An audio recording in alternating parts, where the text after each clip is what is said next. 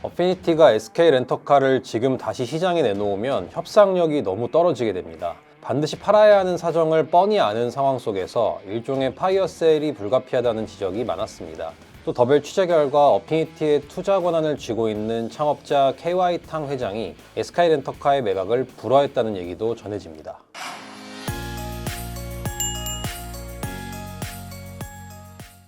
롯데그룹의 롯데렌탈 매각이 쉽지 않아 보입니다. 1년 전 글로벌 사모펀드 운용사 어피니티 에쿼티 파트너스에 매각하기로 했지만 공정거래위원회의 기업결합 불허 판단에 따라 딜 자체가 무산된 분위기입니다. 이번 롯데렌탈 딜은 2024년에 있었던 SK 렌터카 딜과도 연관이 있는데요. 어피니티의 렌터카 사업 인수 경과와 향후 전망에 대해 더벨이 짚어봤습니다. M&A부 박희수 기자입니다. 어피니티는 2024년 SK네트워크스로부터 국내 렌터카 시장 2위 사업자였던 SK 렌터카 지분 100%를 약 8,200억 원에 인수했습니다. 이후 이듬해인 2025년 3월 롯데렌탈 지분 인수까지 추진하면서 1위와 2위 사업자와의 결합을 시도했습니다. 당시 롯데렌탈 최대 주주인 호텔롯데와 부산 롯데호텔 등은 구주 56.2%를 1조 5,729억 원에 인수하기로 했습니다. 또 어피니티는 구주 인수 외에도 유상증자를 통해 롯데렌탈에 2,119억 원을 투입하기로도 했죠. 어피니티가 롯데렌탈 지분 63.5%를 인수하기 위해 들이기로 한 자금만 약 1조 8천억 원에 달했습니다.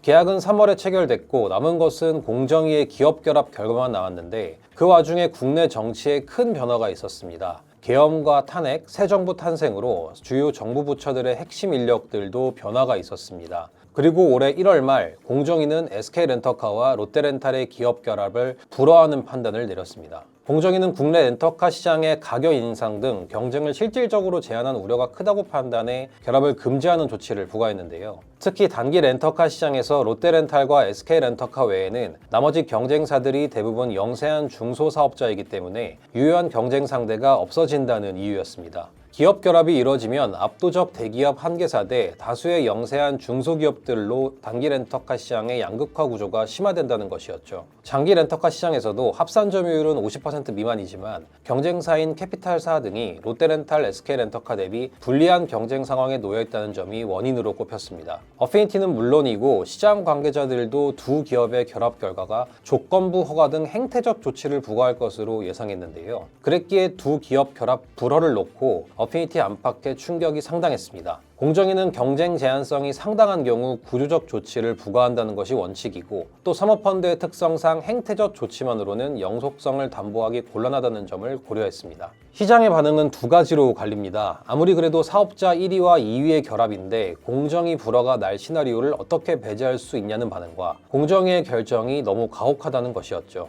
어피니티는 불허 결정이 난 이후 법률 자문을 맡았던 로펌을 태평양에서 세종으로 바꾸기도 했습니다. 두 기업 결합이 불허가 난 시점에서 어피니티의 선택지는 두 가지였습니다. SK렌터카를 매각하고 롯데렌탈을 인수할지 아니면 롯데렌탈을 포기하고 SK렌터카를 장기적으로 보유할지였습니다. 이의 신청 제도가 있지만 여태껏 공정위의 판단이 뒤집힌 적은 사실상 없기도 했고요. 업계에서는 2위인 SK렌터카를 팔고 롯데렌탈을 인수할 것으로 예상하기도 했습니다. 어피니티가 롯데렌탈을 인수할 당시 인수금융 등 자금 조달 계획도 모두 SK렌터카와 롯데렌탈을 결합한다는 것을 전제로 하고 짜기도 했고요. 다만 어피니티 내부 사정은 조금 달랐던 것으로 보입니다. 우선 SK렌터카를 지금 다시 시장에 내놓으면 협상력이 너무 떨어지게 됩니다. 반드시 팔아야 하는 사정을 뻔히 아는 상황 속에서 일종의 파이어셀이 불가피하다는 지적이 많았습니다. 또 더벨 취재 결과 어피니티의 투자 권한을 쥐고 있는 창업자 KY탕 회장이 SK렌터카의 매각을 불허했다는 얘기도 전해집니다. 전반적인 상황을 고려했을 때 어피니티는 롯데렌탈 인수를 포기할 가능성이 높아 보입니다.